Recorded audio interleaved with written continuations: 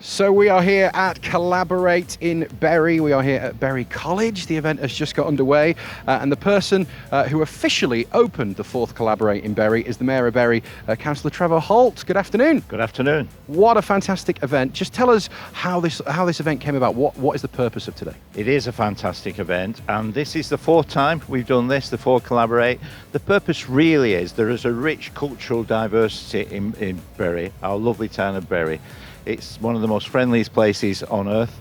I wouldn't know any different because I've never lived anywhere else, but my wife emigrated here from Scotland 50 years ago, and she says the same. So the purpose is to celebrate our cultural diversity, to have fun, to appreciate others' cultures, as I've said, religions and background and everything. But the main purpose on this very hot day is to have fun.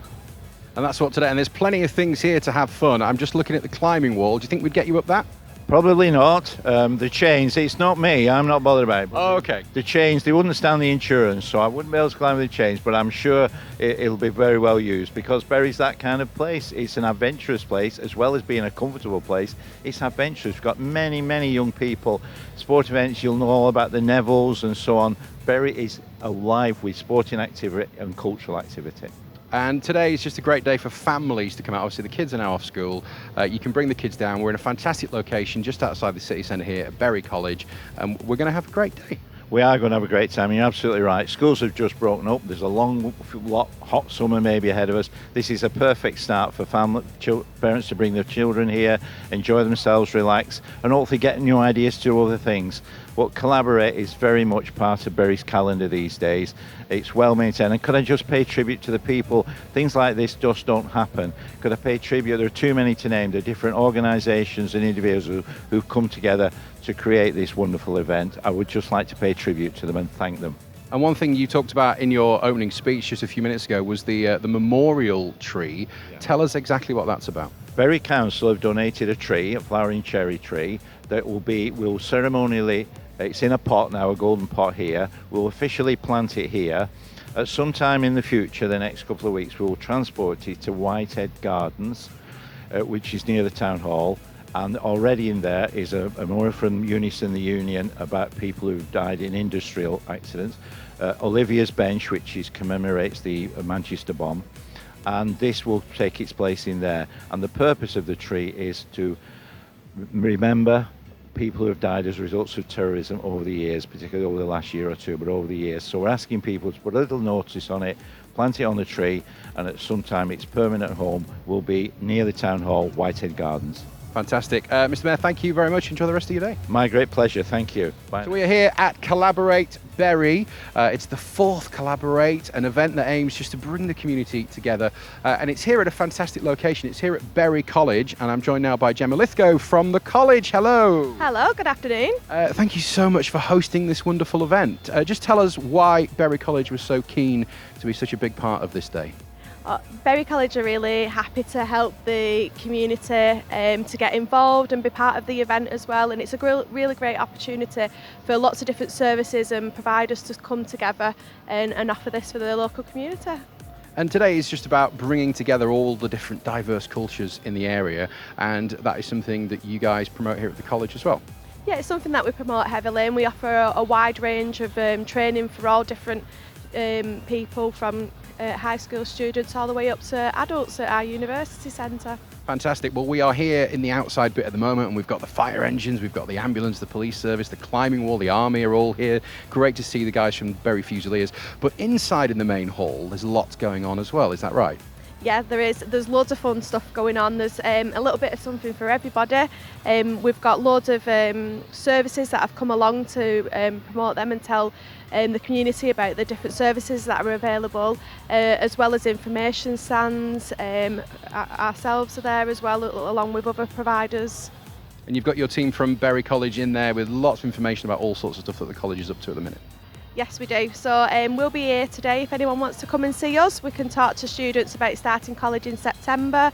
For adult learners that are looking to upskill, we even have our own university centre, so they can come and speak to us about courses starting in September as well. Fantastic. Listen, Gemma, thank you so much. I'll let you go and get a non-alcoholic cocktail from the bar over there, and enjoy the rest of your day. Thanks for talking to us. Very much. So welcome to Collabor8 Bury here at Bury College, and I'm here with Yasmin from the Greater Manchester Fire and Rescue Service, and you've bought this amazing appliance which is not just any fire engine. Tell us a little bit about this machine. Okay, so this is our parade pump. We tend to use it mostly at events, so it's not operational, it doesn't actually turn out to fires. However, we use it to kind of promote community events, talk about safety messages, use it as a kind of to draw people in, particularly young people and children. And we've noticed that certainly the bubble machine on top and the flashing disco lights is certainly drawing quite the crowd today, which is fantastic.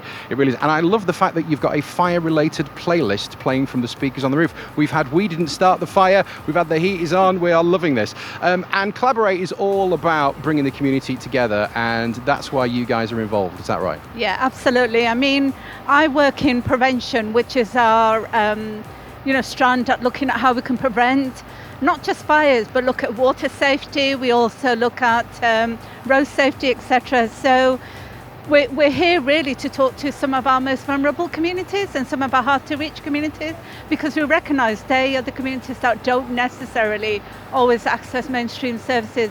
So really what we're here for is to promote some of our prevention work. So this is things like making sure everyone's got a working smoke alarm, things like going into schools. That's right. So we do promote about ensuring that people are working smoke alarms. Are they checked regularly? We go into schools, particularly at this time of the year, to talk about water safety, because we've had a fantastic weather recently, and we know young people like to go swimming, and we know the dangers. We like to teach them about the dangers of water safety. Fantastic. And you've got another appliance there, which is the smallest fire engine I've ever seen. Tell us what that's all about. So basically, this is our children's fire engine. And again, it's about drawing young people, especially children, in.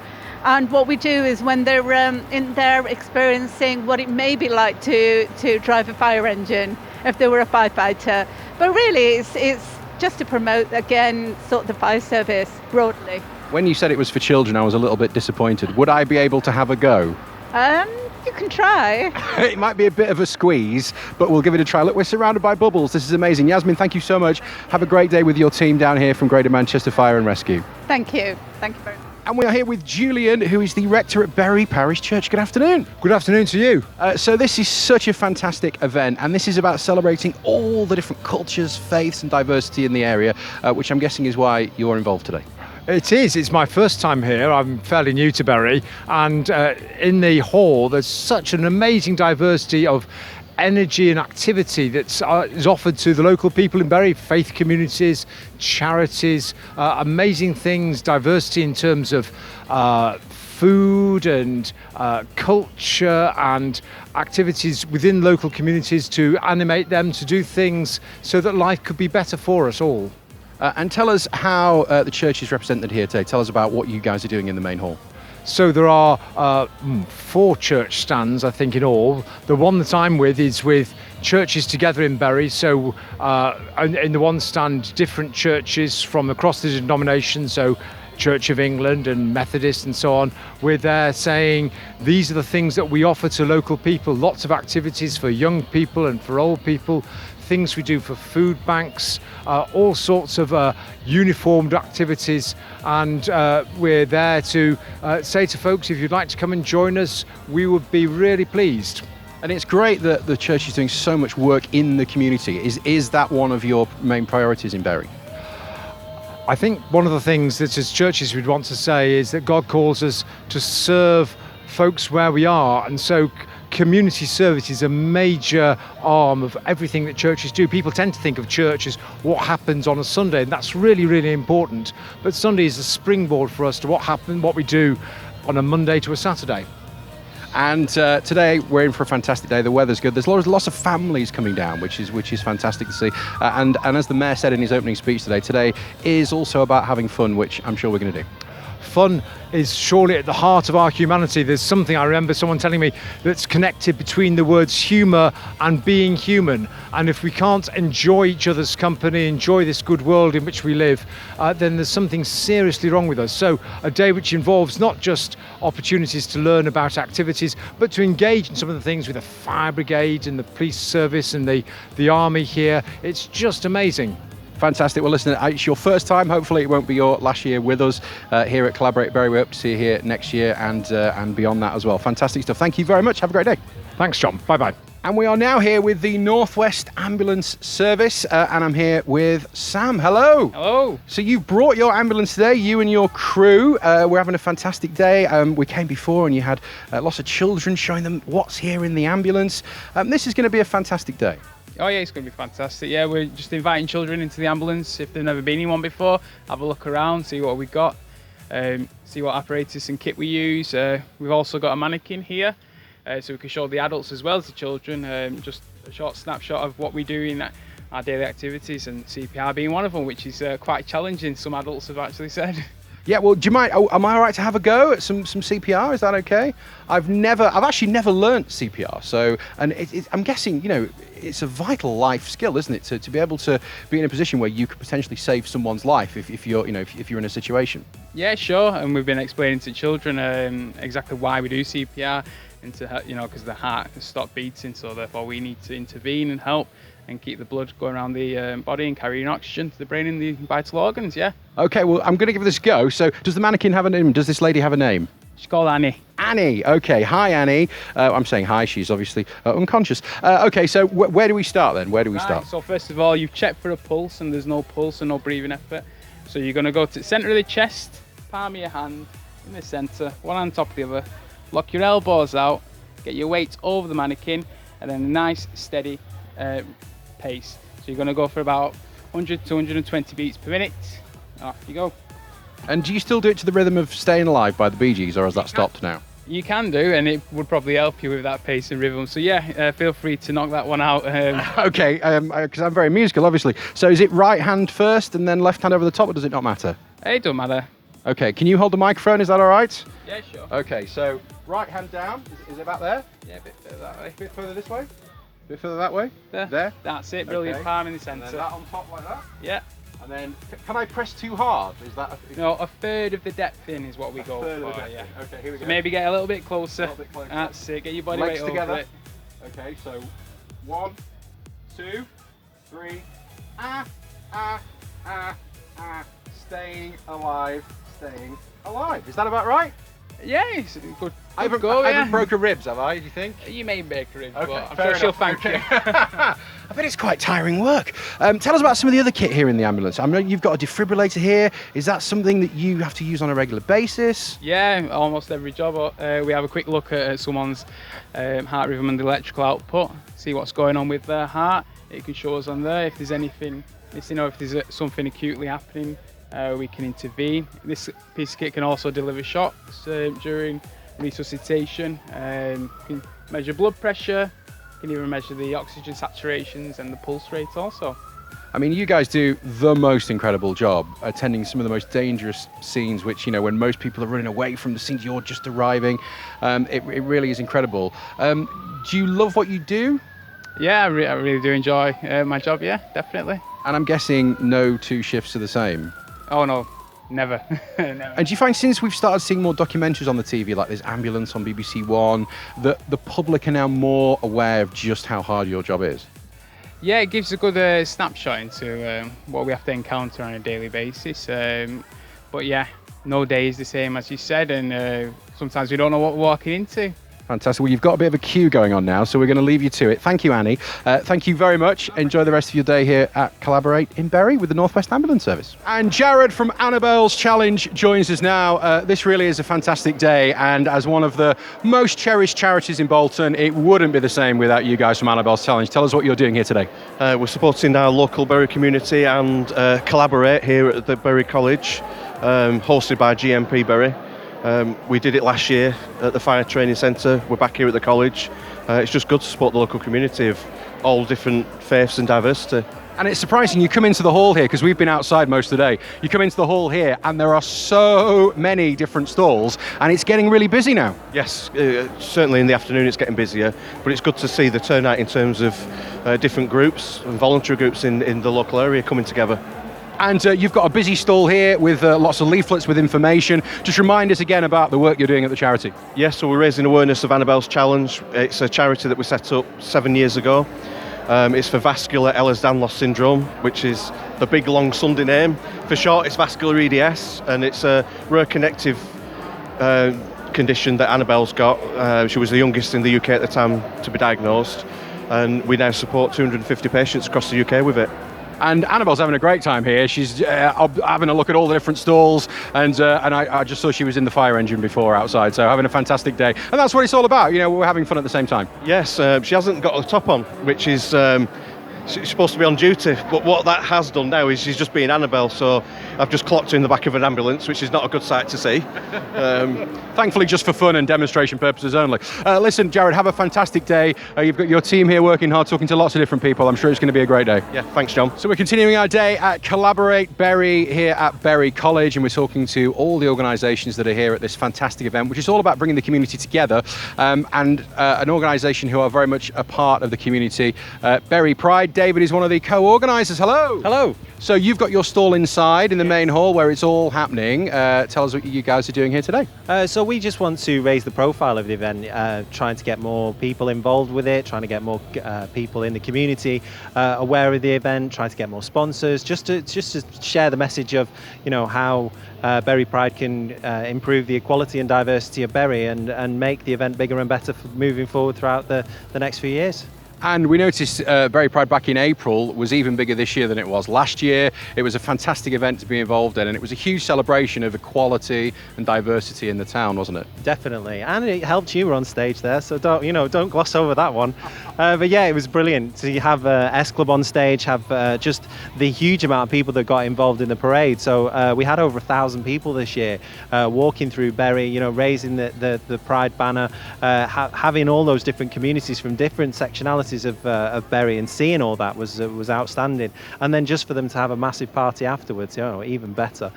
We had the Rainbow Train this year as well, which was on the Sunday, which is something that was a new addition. So we'll be doing that next year, hopefully. So yeah, it's just getting bigger and bigger each year. So. And to have over 1,000 people marching for equality, diversity through Bury, I mean, you know, going through Bury Market, going through Bury Town Centre, you know, lots of people stopping, wondering what was going on. It was such an amazing thing to achieve.